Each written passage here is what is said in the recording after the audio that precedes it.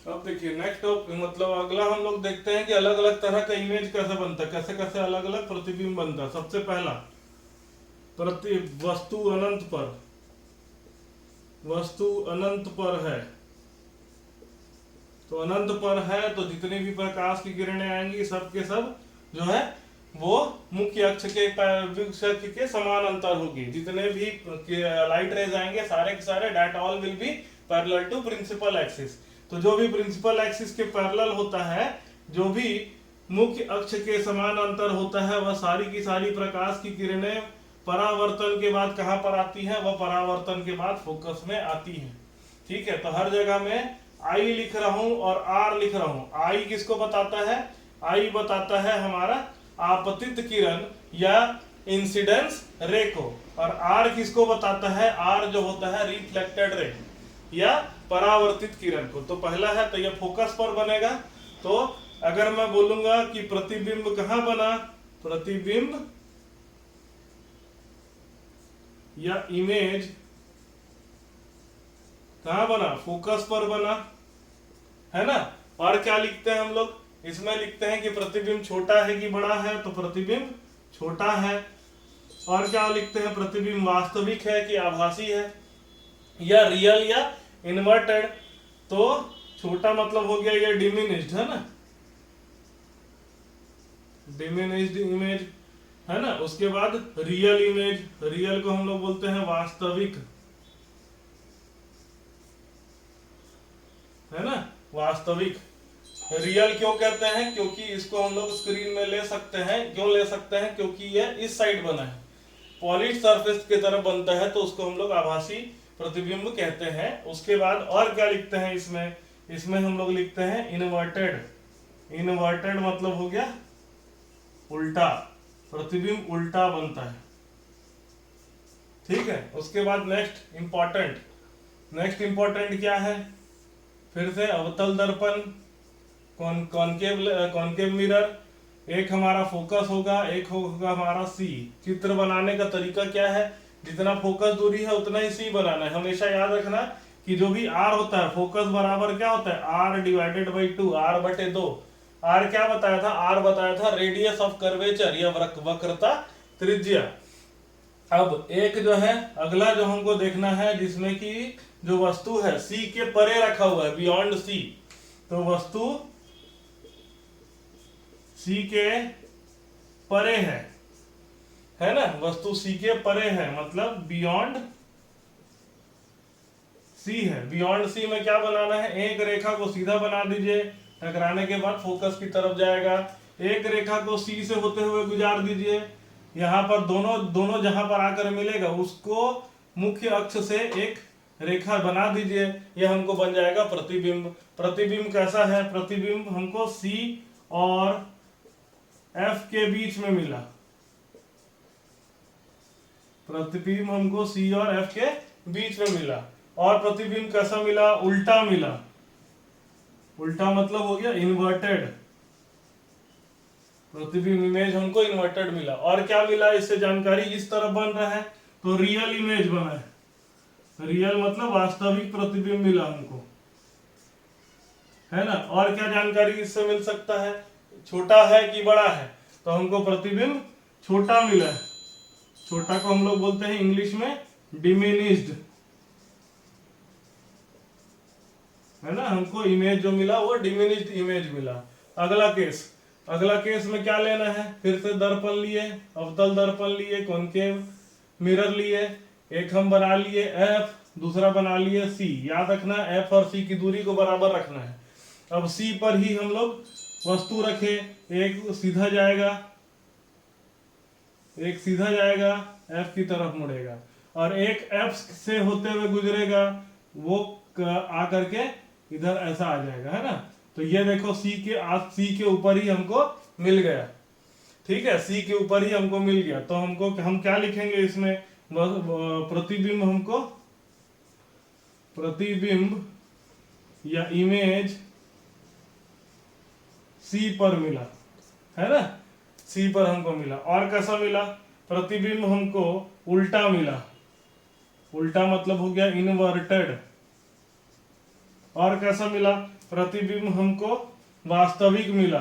वास्तविक मतलब हो गया रियल, रियल इमेज हमको मिलता है ना। और क्या जानकारी मिला, प्रतिबिंब का साइज और वस्तु का साइज बराबर है, तो यहां पर बराबर साइज का मिला,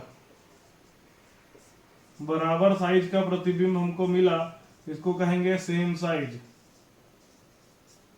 ठीक है, ठीक है। अगला हम लोग वस्तु को हम लोग रखते हैं सी और एफ के बीच में। ये देखो वस्तु को हम लोग सी और एफ के बीच में रख रहे हैं, ये हमारा एफ है, ये हमारा सी है। सी और एफ के बीच में वस्तु को रख रहे हैं। एक सीधा रेखा गया एफ की तरफ मुड़ेगा, एक एफ से होते हुए गुजारो, ये ऐसा आएगा इधर, है ना। ये यहाँ पर टकराया तो हमको यहाँ पर मिला, मतलब क्या है, सी के परे मिला है, तो हमको सी के परे मिलता है।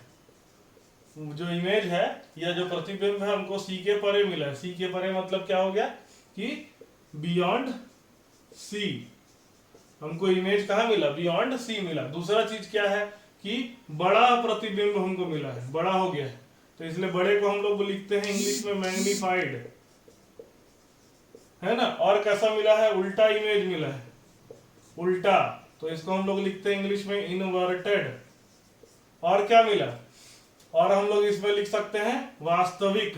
मैं बताया था इस तरफ अगर बनता है तो उसको वास्तविक बोलते हैं, तो रियल इमेज हमको मिला है। ठीक है, अगला केस, अगला केस में क्या करेंगे, हम लोग एफ पे रखेंगे। वस्तु को कहां पर रखेंगे, वस्तु को हम लोग रखेंगे एफ पे। ये हो गया सी और ये हो गया मान लो एफ,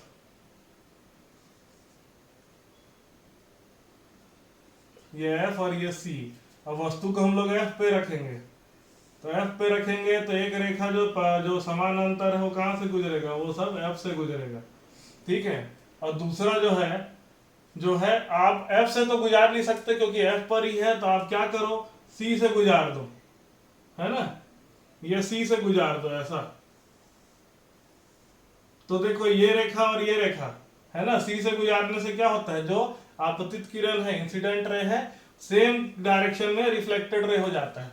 तो देखो दो परावर्तित किरण है, एक ये और एक ये, दोनों परावर्तित किरण, दोनों रिफ्लेक्टेड रे पैरेलल हो गए, इसीलिए ये कहीं पर आकर नहीं मिलेंगे, तो हम कहते हैं, हम मानते हैं कि वो अनंत पर मिलेंगे। तो हमको प्रतिबिंब कहां मिला, अनंत पर मिला, एट इंफिनिटी, इंफिनिटी पर मिलता है।